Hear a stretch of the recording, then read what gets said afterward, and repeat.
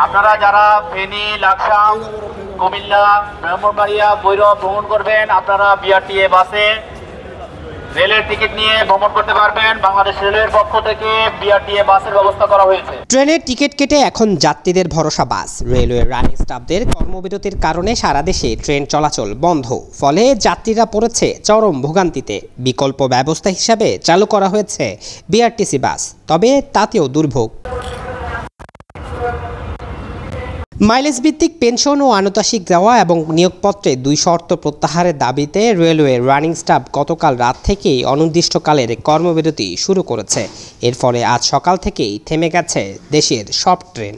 এখন টিকিট ফেরত দিব, কালকে তো যাওয়া যাবে না সকালে, এই জন্য আমি টিকিট নিয়ে আসছি টাকা ফেরতের জন্য। কিন্তু এখন তো আসার পরে প্ল্যাটফর্মে আসার পরে শুনতে পারলাম যে ট্রেন আজকের থেকে অবরোধ, আর কি ট্রেন চলবে না আর কি। যুক্তিসঙ্গত না, দেশের বর্তমান অর্থ সংকটে এটা যুক্তিসঙ্গত না। পেনশন যাওয়ার পরে কেন মানুষ মাইলেজ পাবে? ব্রিটিশ আমলে কি ছিল এটা জানা দরকার। এখন আপনি যেটা সত্য মাইনে ভর্তি হয়েছেন, এটাকে কেন আপনি মানবেন না? যদিও রেল যোগাযোগে বিকল্প হিসাবে চালু করা হয়েছে বিআরটিসি বাস সার্ভিস, গুরুত্বপূর্ণ রেল রুটগুলো এই বাস চলাচল করছে, তবে যাত্রীদের চাপের কারণে বাস সার্ভিসে দেখা দিয়েছে বিশৃঙ্খলা। এত দূরে জার্নি, এর মধ্যে বাচ্চা ওয়াশরুম আসতে তো একটা জার্নিংয়ের বিষয় আছে, সমস্যা প্রবলেম আছে। এখন একটা প্ল্যানিংয়ের যে ব্যাপারটা ছিল আমাদের, সেই প্ল্যানিংটাই ক্যান্সেল হয়েছে। তো এগুলা অনলাইনে যারা আমরা টিকিটগুলি কনসাপ্ট করছি সেগুলিকে নিরুৎসাহিত করছে। পরবর্তীতে আসলে অনলাইনে টিকিট কাটলে এরকম একটা সমস্যার সম্মুখীন হয়। 42টা গাড়ি বিভিন্ন জেলার উপর দিয়ে বিভিন্ন জায়গায় চলাচল করে।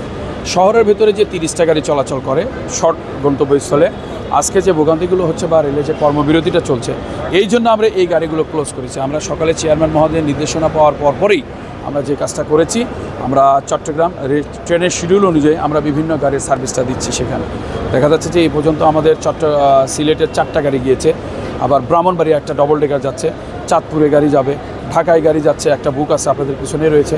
এভাবে করে ট্রেনের শিডিউল অনুযায়ী যাতে যাত্রীরা ভোগান্তিতে না পড়ে, আমরা কিন্তু সেই অনুযায়ী গাড়িগুলো দেওয়ার চেষ্টা করছি। এই সংকট কতদিন চলবে তা এখনই বলা যাচ্ছে না, তবে যাত্রীদের দুর্ভোগ কমাতে রেলওয়ের কর্তৃপক্ষ দ্রুত সমাধানে পৌঁছাবে এমনটাই আশা সাধারণ যাত্রীদের।